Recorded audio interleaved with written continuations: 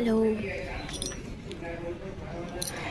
দুদিন ধরে সারা দিন বৃষ্টি, এক ফোঁটা টাইমও কমে না। এখন কমেছে একটু, এখন বিকেল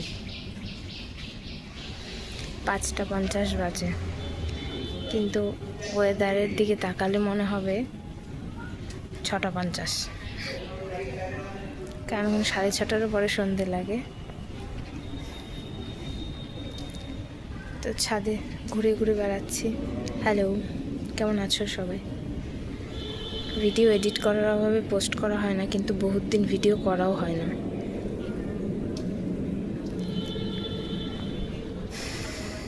কি করব, চারপাশে সবুজ দেখো, আর এই যে দেখো সবুজ গাছপালা। এই গাছটাতে একটা ফুলও ফুটেছে, নীলকণ্ঠ না সাদা কণ্ঠ।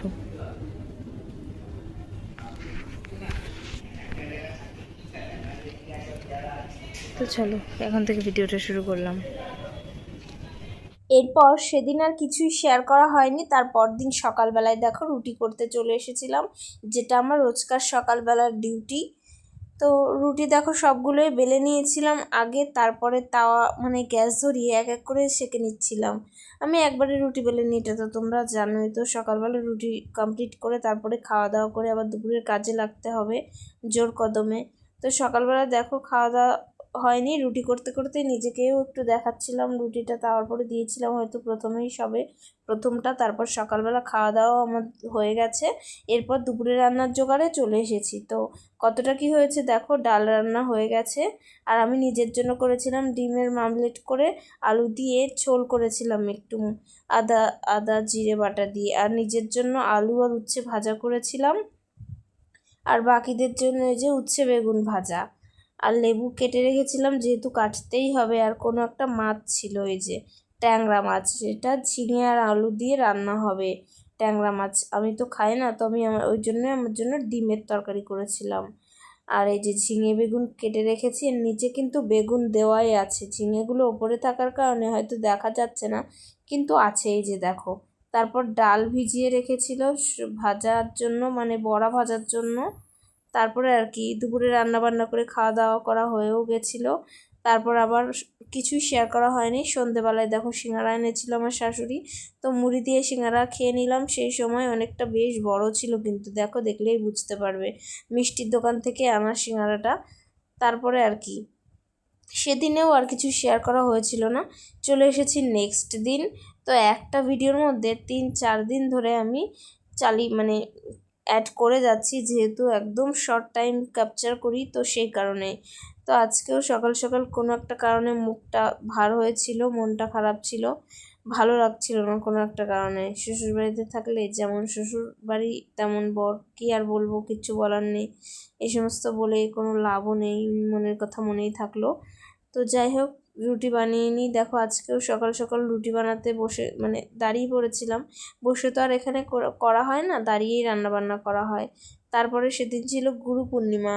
তো আমার শ্বশুরবাড়িতে আমার শাশুড়ি মা গুরুদেবের উপলক্ষে ঠাকুরের ভোগ নিবেদন করবে, তো সেই কারণেই শাড়ি পরেছিলাম আজকে বহুত দিন বাদে।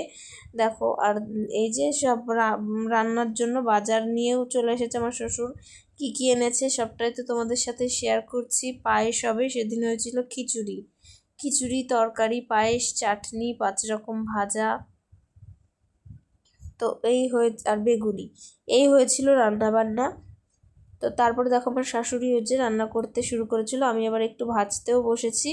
আলুগুলো আগে ভাজা হয়ে গেছিলো, এরপরে দিয়েছি কুমড়ো, আর কয়েকটা আলু থেকে গেছিলো, সেই জন্য ওই যে দেখো আলু ভেজেও তুলেও রেখেছি। আর ডালটা ভেজে জলে ভিজিয়ে রেখেছি, আর পনিরগুলো কাটা অবস্থায় এনেছিল।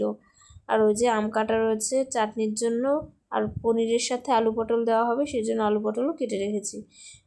আর এই ভাজাগুলো এখনও করতে হবে, আস্তে আস্তে করে আমি ভাজাগুলো করে নিচ্ছিলাম। আমার শাশুড়ি দোকানে গেছিলো কোনো একটা জিনিস আনার জন্য।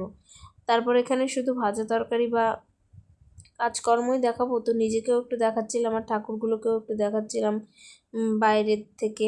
তো ভেতরে যেহেতু লাইটটা অফ করা রয়েছে, তাই একটু অন্ধকার অন্ধকার ভাবই লাগছিল। তারপর সন্ধ্যাবেলা একবারে। তো আজ তো শাড়ি পরেছি, সেটা আগেই শেয়ার করলাম তোমাদের সাথে। আজ গুরু পূর্ণিমা, তো মূলত ঠাকুরের ভোগ লাগানো হলো, সেই উদ্দেশ্যে আর কি শাড়ি পরেছি। বলেনি কেউ পরতে, নিজেরই ইচ্ছা হলো, বেশ কয়েক যুগ পরে পরলাম, অনেক মাস পরে। এমনি হয়তো কোথাও যাওয়ার জন্য ভালো শাড়ি টাড়ি পরা হয়, বাড়িতে সুতির শাড়ি পরা হয় না। এই যে দেখো, বিয়ের সময় এই শাড়ি এনেছিলাম, মানে বিয়েতে দিয়েছিল আমার মা বাবা, এখনো চকচক করছে, পুরনোই হয়নি। নতুন শাড়ি আর কি কিনবো, দুটো শাড়ি এনেছিলাম, দুটোই 2.5 বছরে একটু পুরনো হয়নি। তো চলো ছাদে যাই, অন্ধকার হয়ে গেল, বাইরেটাও অন্ধকার মতোই। কটা বাজে? 5:45 বাজে। ওহো, এখানে তো তালা দেওয়া। তো চলো চাবি আনি আগে। দেখো, আজকে একটু রোদ্দুর দিয়েছিল, বেশ খানিকক্ষণ সময়ের জন্যই, শুকিয়ে গেছিল পুরো, এখন আবার ভেজা ভেজা। দেখো এই জায়গাটা এইটুকু ফাঁকা দিয়ে আসতে হয়। এইখানে ভেবেছিলাম শাড়ি পরেছি একটু ভিডিও করব, তাই জলটা ফেলে দিয়ে গেছি। দুপুরে আবার বৃষ্টি এলো,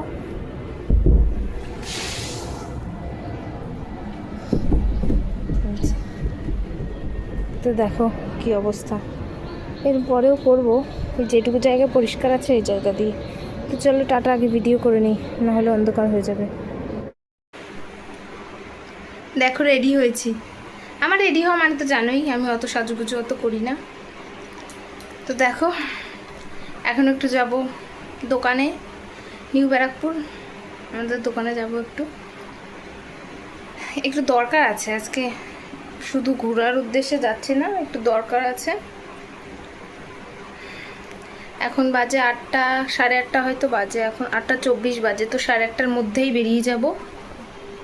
যেতেও তো সময় লাগবে। আজকে কিছুটা রোদ্দুর হয়, জামা কাপড় শুকিয়েছে, ঘরের মধ্যে কি অবস্থা হয়ে আছে। তো সন্ধ্যাবেলা, আজকে তো বৃহস্পতিবার, গুরু পূর্ণিমা, তো কিছু এতে পায় নাই, আয়নায় দেখাচ্ছে আমাকে।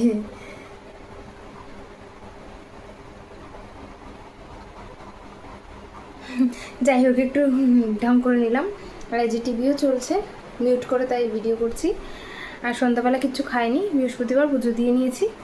একটু পায়েস আনলাম, বাটির নিচেই পড়ে আছে দেখো, কারণ খুব মিষ্টি হয় তো, বেশি খাবো না। তো চলো খেয়ে নিয়ে বের হই, টাটা। এই যে দেখো, এইটুকুই পায়েস এনেছে, বেশি আনিনি, খুব মিষ্টি হয়, খুব মিষ্টি হয় অতিরিক্ত। তো চলো খেয়ে দিয়ে বের হই, টাটা।